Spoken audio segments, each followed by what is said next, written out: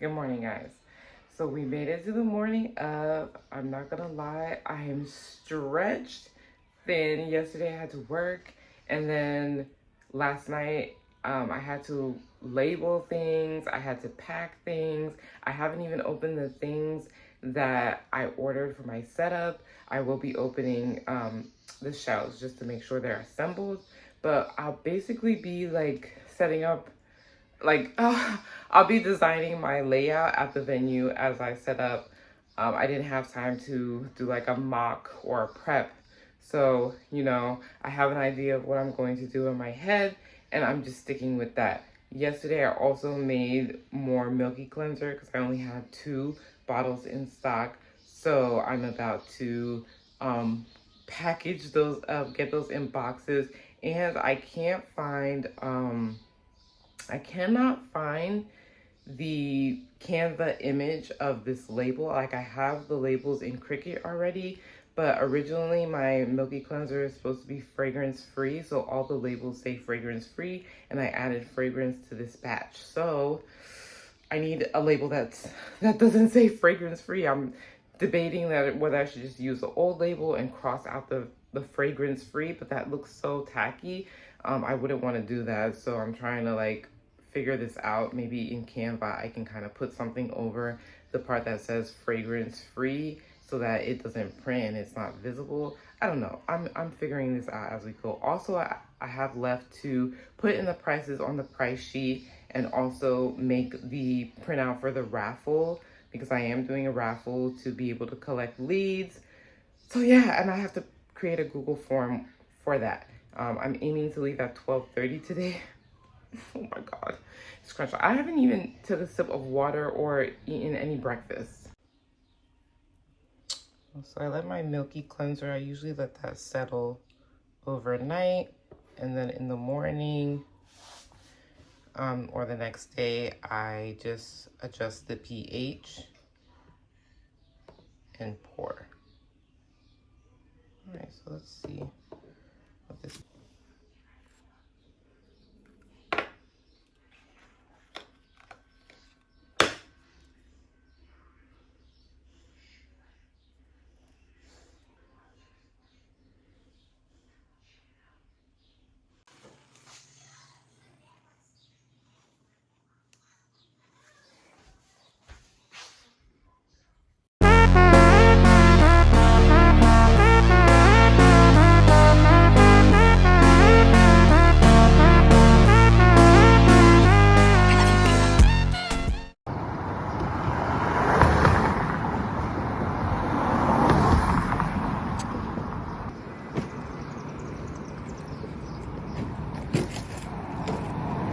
I arrived an hour before the event started.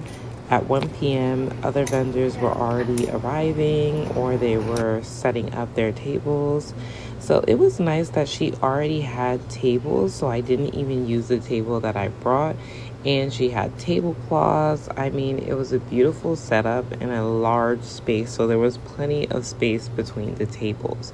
Because of how I packed, I knew I had enough to fill my table and make it look full without overwhelming myself.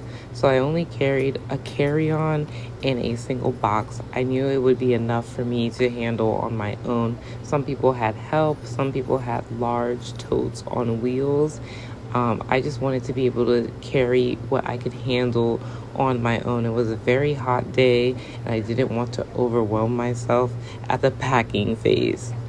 I went ahead and chose a table that was kind of centered in the room. I didn't want to be the first table nor the last, but just right in the middle, enough to catch the eyes of any potential buyers, but also, not to where I could be ignored or kind of passed over.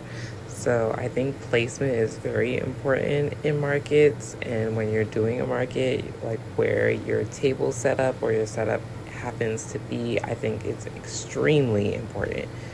Like I had said before, a lot of what I use for my setup, like my tablecloth, I had never used before. These things were bought in storage in my basement, and a lot of the decor as well. I had just ordered the shelves, I had just ordered, and I never had a chance to do like a mock setup. So I was in the moment figuring out where I wanted to place everything on the table. This is how my table looked like when I was done setting up, and I am super proud of this layout because number one, I did not plan or prep it. I just had a vision and executed it. And number two, it's a big step up from when I first started vending. And I'm gonna insert a couple of photos here so you guys can see just what my table layout used to look like when I initially started. I didn't put much thought into making or creating an experience for my customers. Now, I love making sales, but even more so, I love meeting other vendors, just enjoying the event in general, and just connecting with community. I make so many great connections at these events. So I'm on my way home from the market, and it was a pretty dead market, and I wanted to like capture my emotions in real time. While this is still fresh on my chest. I did make some connections. It's always great to go to a market and meet other vendors, other business owners, bounce ideas off of each other. So that part is always great. I love like connecting with people, talking to people. However, foot traffic was so slow. I mean, the event was supposed to be from 2 to 6, and people started packing up at like, I would say the first person left pretty early, like at 3:30, maybe 3:30, 3:45. By 4:30, most of us were packing our stuff up.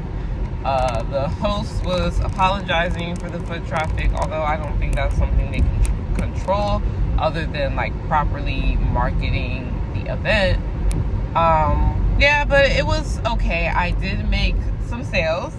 I didn't sell any full-size item, which was kind of a bummer. As per usual, Cozy Coco Cashmere birthday suit butter was everyone's favorite. I didn't even get to collect as many leads as I thought. We didn't even get a full 5 leads. Even with the raffle, that's how low the foot traffic was. So a little disheartening, but always God is good. I'm still happy that I made some sales. Some people left out of there without making any sales, and fortunately that wasn't me. So I'm happy for the sales that I did make and the leads that I did collect, and hopefully this is the start of like a long-term relationship with these new customers. I'm really proud of myself for just taking like from past experiences, all that knowledge that I got from past markets. I was able to make just the right amount of products and have everything in stock rather than, you know, making too much where I'm like carrying loads and loads of product and then they're just sitting at my house for months on end because that's how slow they're moving. So I'm really proud of myself, and I'm proud of my setup. I did not do a mock setup. I just ordered the things and I literally was opening them at the venue as I was setting up and trying to figure out where to place everything, and exactly the way I saw it in my head, that's the way that I laid it out, and it came out beautifully. I'm so super proud of that. So yeah, it was a pretty great experience after being out of the vendor scene for so long. But a lot of the other vendors and I could agree that it's just a lot of the times you're giving more than you're getting when you're going to these events. But yeah, I got some gifts for my friends. I support and love small business owners way more. So much respect. There's a lot of creativity that goes into you know, their setup and just the way the stories behind the businesses. I just feel like they earn so much more of my respect, honestly. Nothing beating that. I'm gonna go out to dinner tonight to celebrate. I'm gonna film this while I'm still feeling it, but the emotions have settled in, and they are that of defeat, disappointment, and overall, I'm just feeling really, I don't want to say upset, but I am upset, and that's just me being completely honest. I know that at this point in life, hard work does not equal or guarantee success. Um, and that can be a hard pill to swallow. I'm being such a Debbie Downer right now. But, you know, after get through yet another market yesterday, and even though I made sales on some trial size products, I'm so grateful. I'm so grateful for the opportunity to even be a business owner, to have a business, to have this idea come to life. But I think it served its purpose. And yesterday, while I was at the event, I was thinking to myself, after being sleep deprived and dehydrated, like skipping meals and skipping out on sleep, skipping out on time with my girls, like I really asked myself what quality of life this is providing me, because I was so stressed out yesterday. And funny enough, that morning I was watching a video about how eldest daughters typically carry a higher stress load because they become caregivers by default, and how that stress leads to autoimmune diseases. Um, And I do not want to be, like, at this point, I'm 34 this year, and I don't want to lead a stressful life. I know that there is going to be stress in life, but self-inflicted stress, I am not for that. And I feel like at this point, um, my why isn't making sense anymore. Like, my why isn't what's carrying me or helping me carry this business through. And that's just how I'm feeling. I'm going to sit with these feelings, but yeah, the owner was not the owner, but the host of the event was apologizing to us yesterday. And in my head, I was just saying, like, even though I was saying it was okay, it was not her fault, but at the same time, it's like, you already made your money off of every creative business owner, vendor that chose to show up here today, that put their hard sweat and tears into their business.